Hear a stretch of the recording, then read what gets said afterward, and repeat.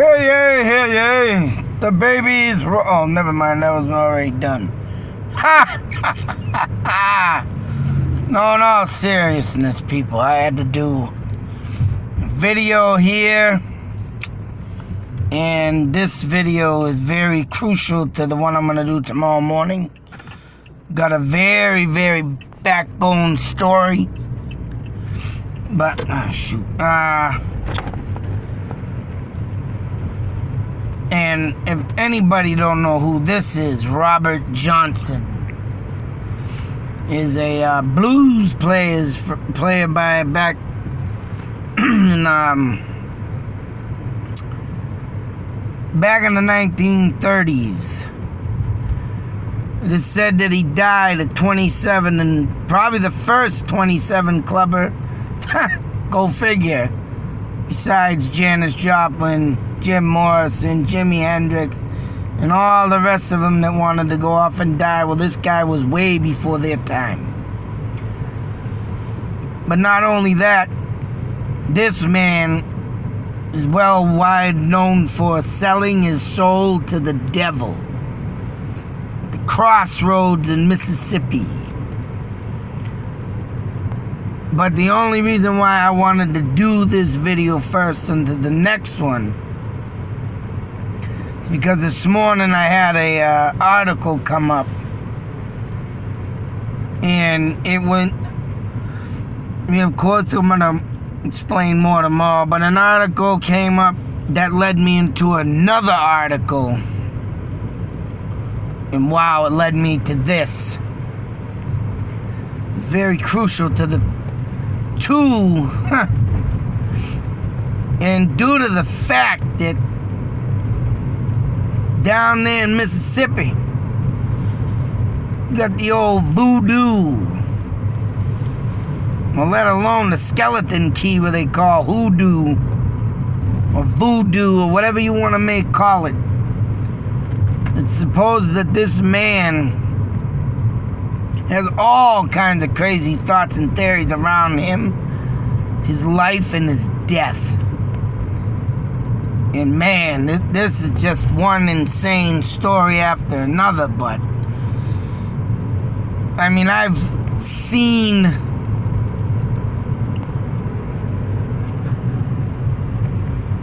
and heard of him, but I never looked into him.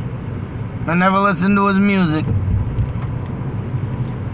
But you know, I have heard of the name due to reference to music. You know, this is the first time I've ever looked up on this man, and whoa. And like I said, it all leads me to one thing in theory. I mean, not theory, but one thing in a video, an article that came up led me all to this. But even the article is just as bizarre and strange.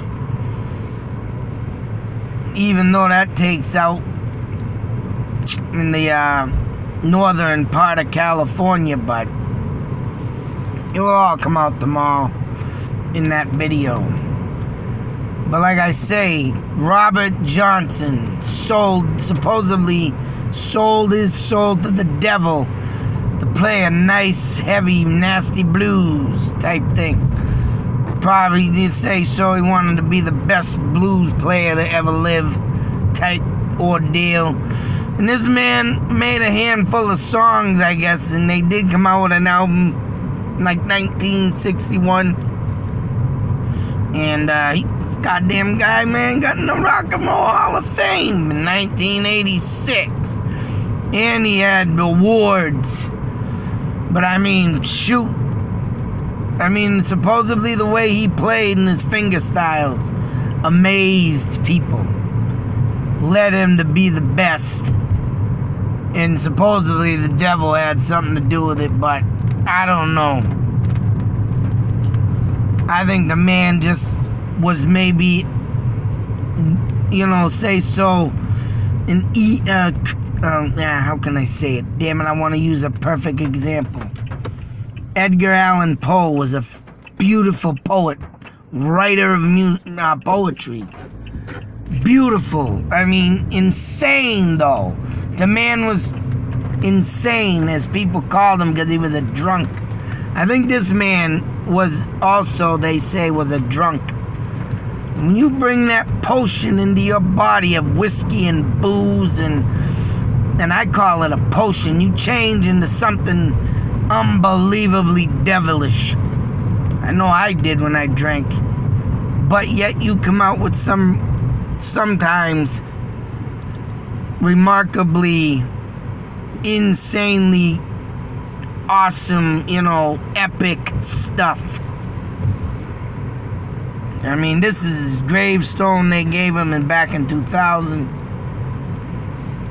This is a video that I just got done watching on YouTube. Supposedly, this was him, but they just debunked it because the movie that came out that year was on a billboard or a poster or something. They declared it was 1941, but he died in 1939. But there's no damn disclosure that maybe somehow, maybe he didn't die.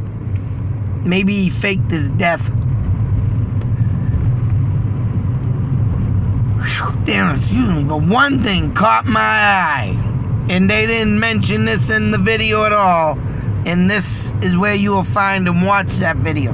I recommend everybody watch it.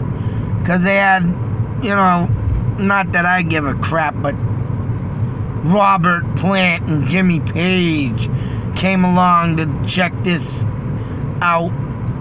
Because they were checking the distinctive style of the finger, fret playing on the guitar. But if you look into this very closely, and you look in the window behind these ladies, you will see the number 666. Now, excuse me, but can someone explain to me, being back in the 1940s, why someone would display in their store shop window 666? Unless this was some sort of damn voodoo shop, then it makes it perfectly clear that this,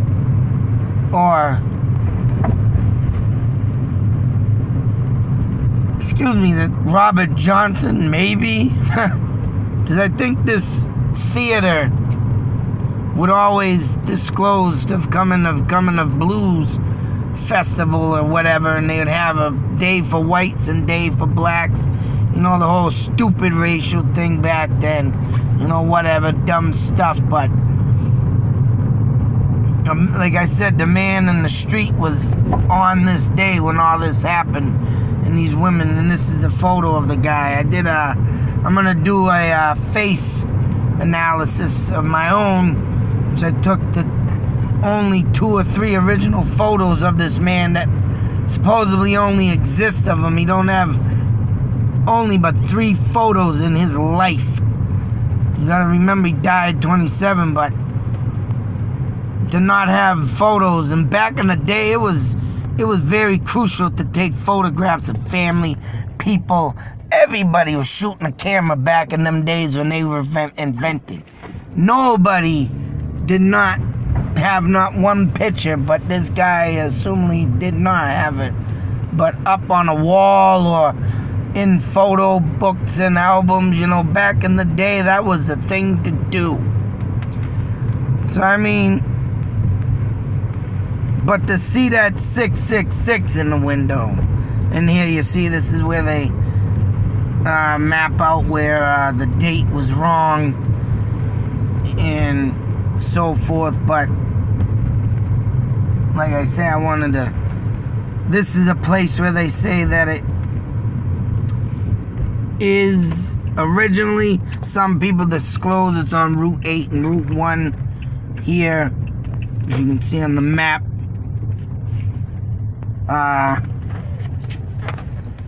But in the movie, I think Crossroads with Ralph Macchio, this right here, I don't know if this came out in an old video type thing, And I'm thinking that this might have been the original Crossroads, because they have a tree here lined up.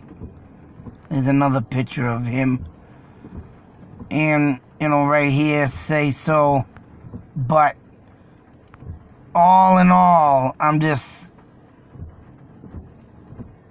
And this is a little thing saying that Crossroads is... Some contend that the true Crossroads is located at the intersection Highway 8 and 1. That's why I screenshot that, and then I took this, so... But as you can see, everything probably been altered from them days, of course. And, like I say, just showing everything that's been down on this so far.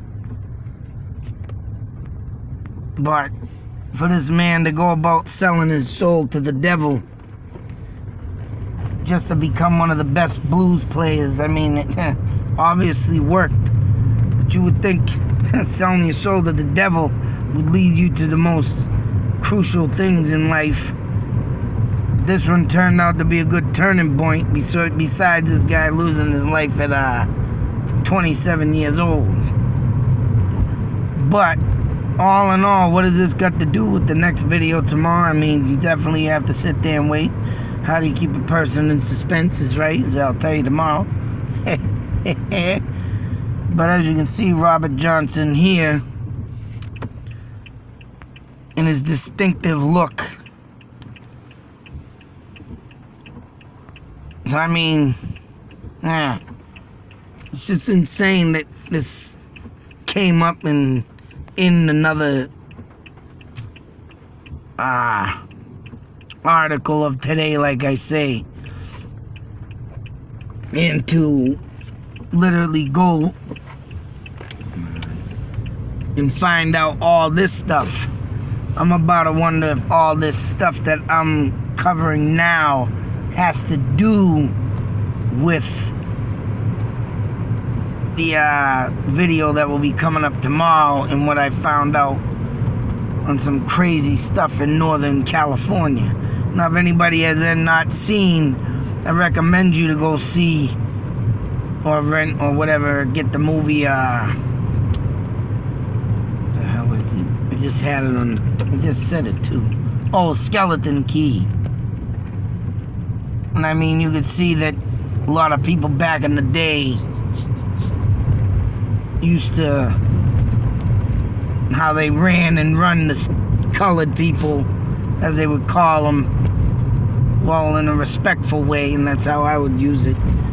We all know the dumb way they would call colored people back then, but so forth. But in there they have, you know, it's all about voodoo, and it's all about rituals that were done, say, from the colored people that were into that, and, you know, all this coming forth like this. I'm surprised that the colored people didn't put that curse on the white people more to free themselves, you think? That'd be a smart thing to do. But I don't know why they peered back on that. That'd be a funny thing to have in history. A bunch of white people dying from colored people because of voodoo. Then you have some more believers, you would say, on your hands. But this guy's life ended in supposedly a murder. So many things on him that they say about it, just I can't remember right now. But one main one was murder. And, you know, just to be left in the air of how he died and why he died, or supposedly he died on the video I watched with getting the photos for. I don't know if this one's a real photo of him, but it sure doesn't look like him. You know, there's something about, I also like to mention that in this photo, the guy playing the guitar, I wish I could see more of his hands.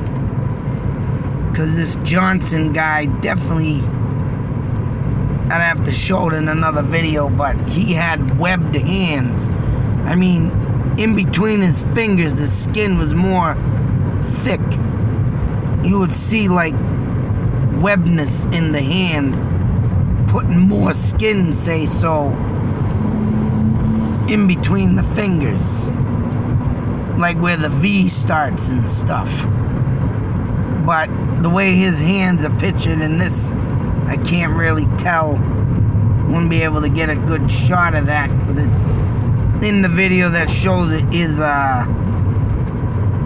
it shows it very quickly, so you can't really stop it and, you know, get a distinctive measurement on his hand, unlike in this one.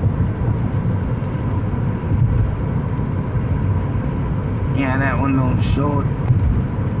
As you can see in there, near the V part, there's like more skin in there. Considering a deep V or a straight more V type, there's more skin in the middle. And like I say, I wouldn't even think you'd be able to detect that in that guitaring over here. Say so.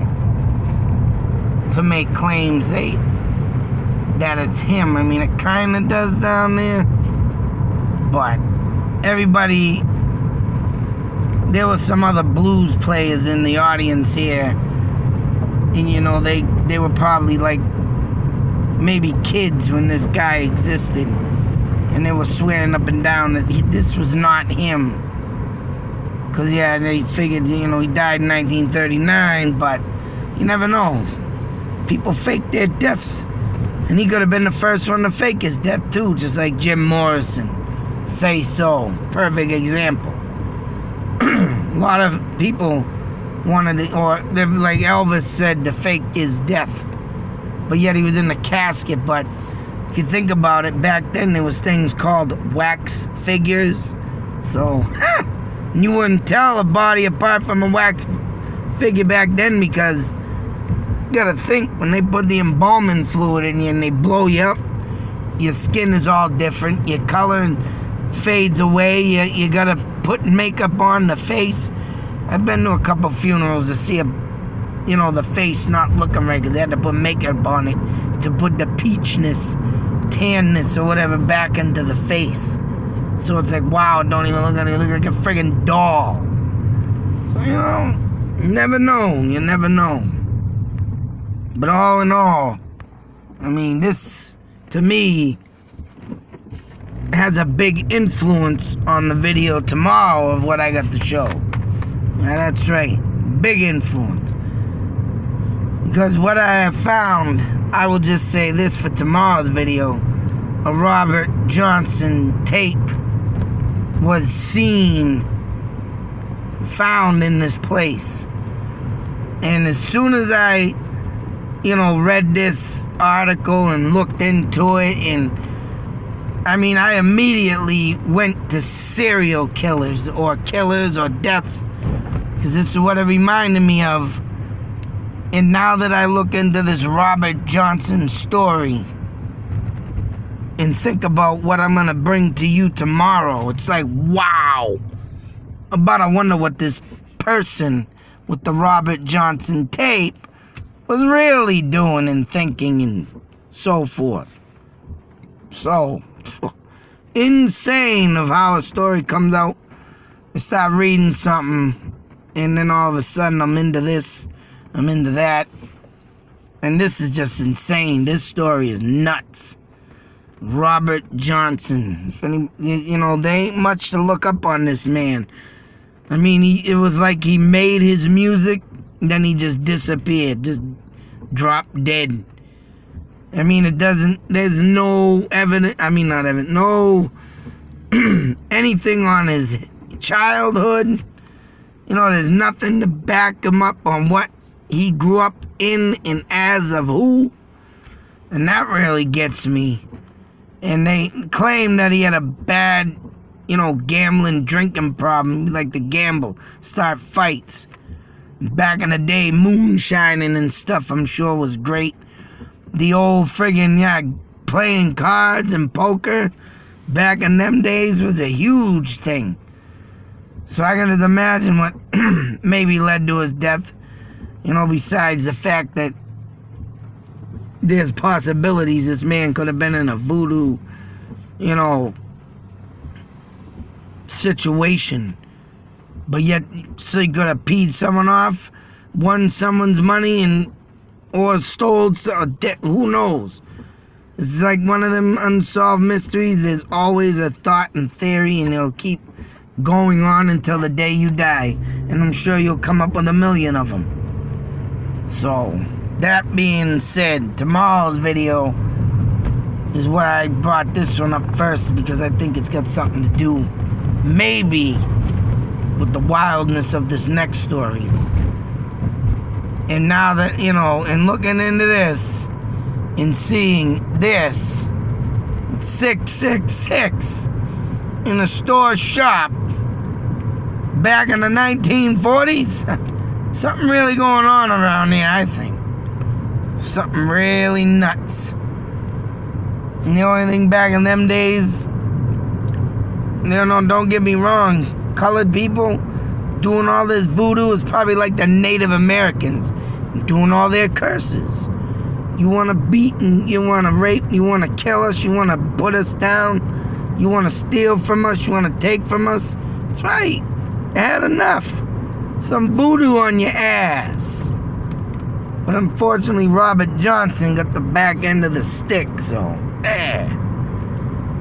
But, that's what I think. My thoughts and theories on this case, and I think this man and his music, and being involved with selling his soul to the devil is what made me think maybe it's got something to do with this next video and what I have stumbled upon.